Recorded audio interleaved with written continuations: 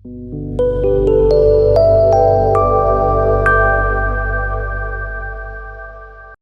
समय मैं जो गवाही बताने जा रहा हूँ वो हमारे जीवन में परमेश्वर ने दी है, और ये मेरी बेटी देबोरा है। आज से 1 साल पहले परमेश्वर ने हमें एक बेटी को देकर आशीषित किया। 4 तारीख को हम उसका जन्मदिन सेलिब्रेट करने पाए। उनको धन्यवाद देते हैं कि परमेश्वर ने खुशी का दिन आज 1 साल बाद दिया। 4 अक्टूबर 2023 को मेरी पत्नी की डिलीवरी थी।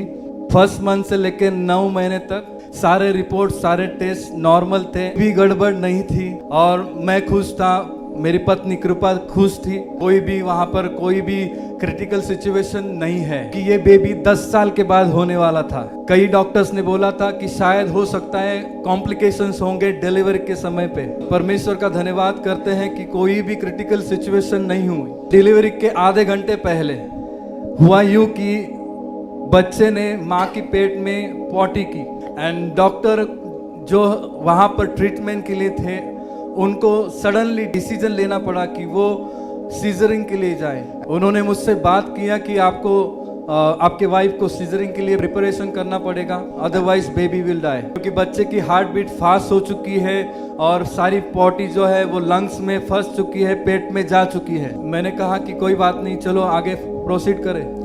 सारे पेपर्स साइन किए सीजरिंग के लिए, और वो अंदर ऑपरेशन थिएटर में उसे ले गए। उसके बाद जब उसको सीजरिंग के द्वारा बाहर निकाला गया, सो उन्होंने पाया कि बेबी ना तो रोया ना उसने सांस ली।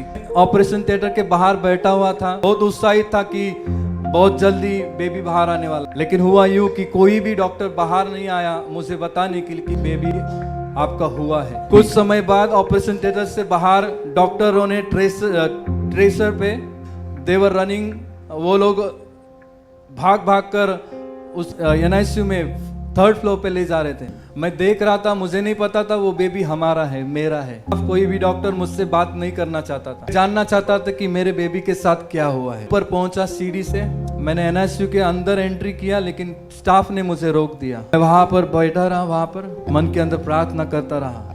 डॉक्टर बाहर आए, मुझे कहा कि आपको अंदर NICU में आना है। मैं अंदर गया, कपड़ों को पहना जो NICU के अंदर पहने जाते हैं। उन्होंने मुझे इस बेड के ओर लेके गए। They told me this is your baby। तो परमेश्वर से हमने बेटी को मांगा था, वो परमेश्वर ने वहां पर अद्भुत कार्य को किया, बेटी को दिया, दिखाया कि आपको बेटी दिया है। आंखों से आंसू बहने लगे। परमेश्वर ने प्रार्थना सुन ली, बेटी को दिया। लेकिन जब अगर बेटी को दिया है तो वो बेटी इस समय डेड है। दूसरी बात डॉक्टर ने बताई, आपकी बेटी जो वेंटिलेटर पर है वो इसलिए है बिकॉज वो 99% डेड है। से बताया मुझे, मेरे ऊपर मानो कोई बड़ा पहाड़ गिर पड़ा हो, बिकॉज इससे पहले कभी भी मेरे जीवन में ऐसी परिस्थिति, सिचुएशन नहीं आई थी। जब उन्होंने बताया कि आपकी बेटी डेड है, वो वेंटिलेटर पर है, कोई रिस्पॉन्स नहीं कर रही है, उस व्यक्ति की तस्वीर मेरे जीवन में, मेरे नजर के सामने आई। वो व्यक्ति वेंटिलेटर पे था और वो व्यक्ति अपनी किडनी, अपना लीवर सारा खो बैठा था। तो मैं नहीं जानता था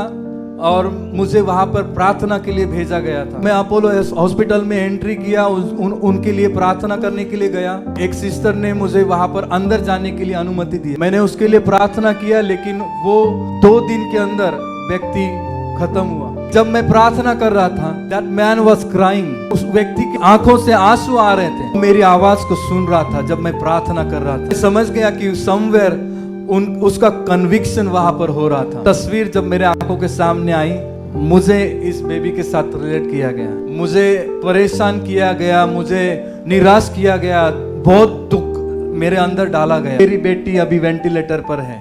जब मैं बाहर आया NICU के अंदर, मैंने डिसाइड किया, निर्णय लिया कि मैं फास्टिंग प्रेयर पर जाऊंगा। 3 रात उपवास प्रार्थना किया, बात करता रहा। परमेश्वर से पूछा, क्यों, आप क्या चाहते हो, क्या हमें बताना चाहते हो? परमेश्वर ने कहा, क्या आप अय्यूब को जानते हैं? अय्यूब के विश्वास को तोड़ने के लिए मेरे पास ऐसे ही कोई एक आया था।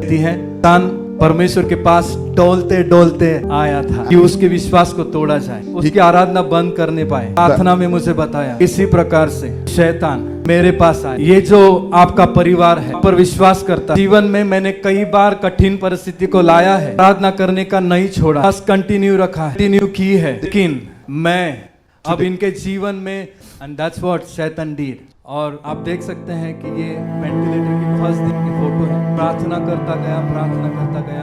मेरी बेटी डेड है, ये मैंने किसी को भी नहीं बताया। मेरी पत्नी कृपा वहां पर है, उसे भी 3 तक कोई पता नहीं था। मैं जब भी उसे मिलने जाता था, स्माइल करता था झूठी झूठी, हाँ हमारी बेटी सही है, ऑब्जर्वेशन में है, वो सही सलामत है। और फिर मैं प्रार्थना करता गया और परमेश्वर को दूसरे दिन 4 तारीख को रात के बाद परमेश्वर ने मुझसे बात किया। बाइबल में लिखा है कि जो कोई परमेश्वर से उत्पन्न होता है उसे दुष्ट छीन नहीं सकता। वो वचन मेरे लिए सामर्थ का कारण बना। जो 4 तारीख को रात को मैं रो रहा था, वो मेरा आनंद में बदल गया सुबह। सबकी बेटी वेंटिलेटर पर ही थी, टिल डाई, कोई रिस्पांस नहीं। मॉर्निंग जब मैं डॉक्टर के पास गया कि अब कैसा प्रोग्रेस है, एक डॉक्टर ने मुझे बोला आपका बेबी कोई रिस्पांस नहीं कर रहा है। परिवार को बोला क्रिटिकल सिचुएशन में है, गारंटी नहीं दे सकते कि वो जीवित हो सकती है। वालों के साथ मैं फिर से प्रार्थना में बैठ परमेश्वर से कहा, ये डॉक्टर मुझे ऐसे बात कर रहा है, लेकिन मेरे जीवन के अंदर जो आपने उत्साह दिया है वो मुझे बताता है वो जिएगी। नेक्स्ट मॉर्निंग फिर मैं डॉक्टर के पास गया।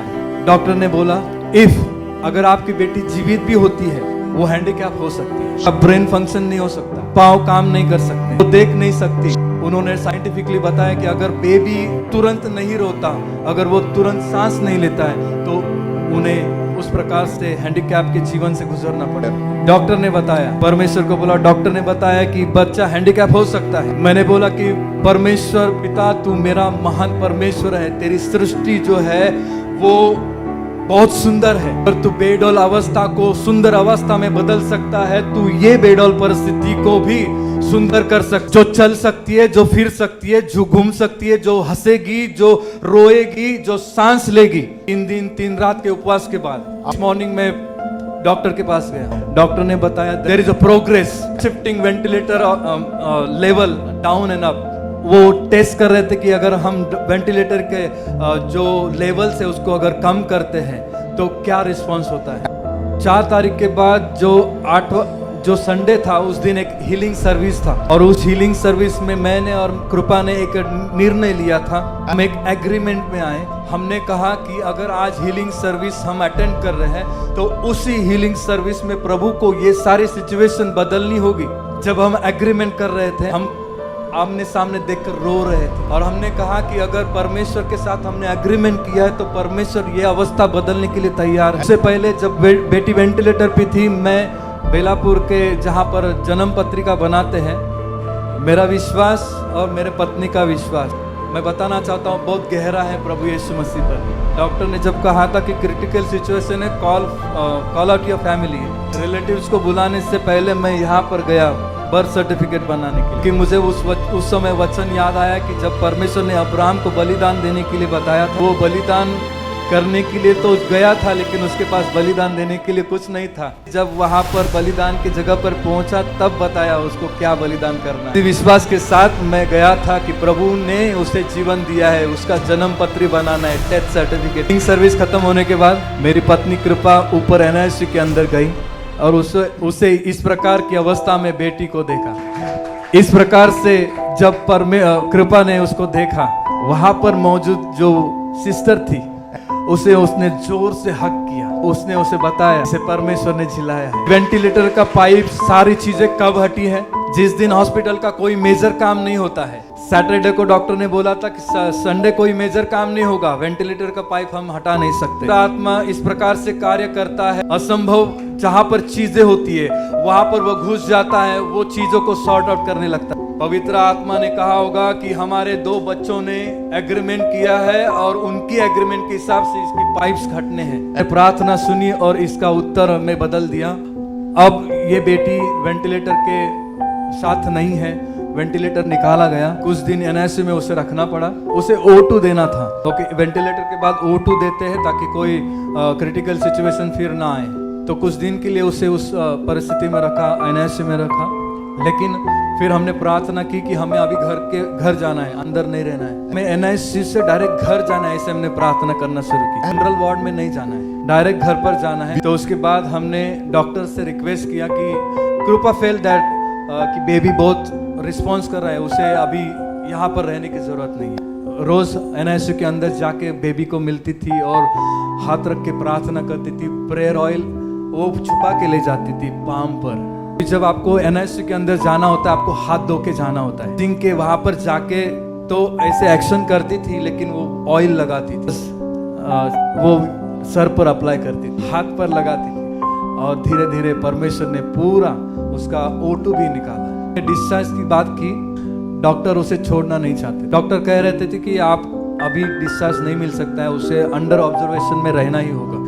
फिर भी हमने उन्हें जाकर बोला कि हमें डिस्चार्ज चाहिए, हम हमारे रिस्क पर उसे ले जाना चाहते हैं। प्रार्थना की, डॉक्टर के पास गया, डॉक्टर को कन्विंस किया, डॉक्टर कन्विंस नहीं हो रहे थे, लेकिन हमने कहा हम हमारे जिम्मेदारी पे ले जा रहे हैं। कहा कि बेटी को O2 की बहुत ज़रूरत है।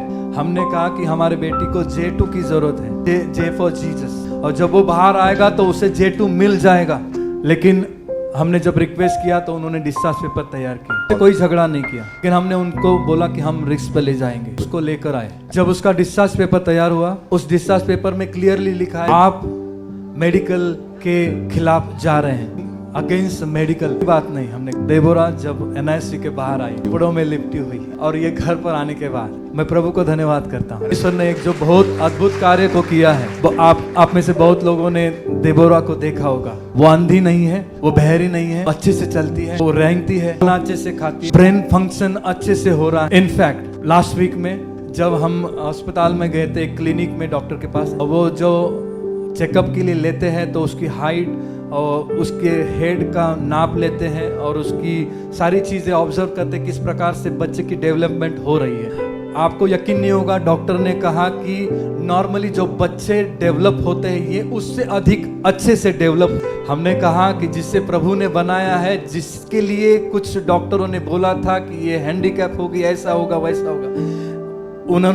उनको भी हमने टेस्टिमनी बताया कि बेबी वेंटिलेटर पे था, और उन्होंने बताया कि वेंटिलेटर का बेबी इतना फास्ट ग्रो नहीं होता। हालेलुया। लेकिन उल्टा उसका रिएक्शन है। प्रभु को धन्यवाद देता हूँ, प्रभु ने हमारे जीवन में दी। ये मैं इसलिए शेयर कर रहा हूँ ताकि आपके विश्वास को भी प्रभु बढ़ाए। कभी भी अकेले महसूस ना करें। रात को रोना पड़ेगा, सुबह आनंद जरूर प्रभु लौटाएगा। ईश्वर से उत्पन्न किए गए हैं, दिमाग में रखना है, हमें दुष्ट छीन नहीं सकता। May God bless you. Thank you so much.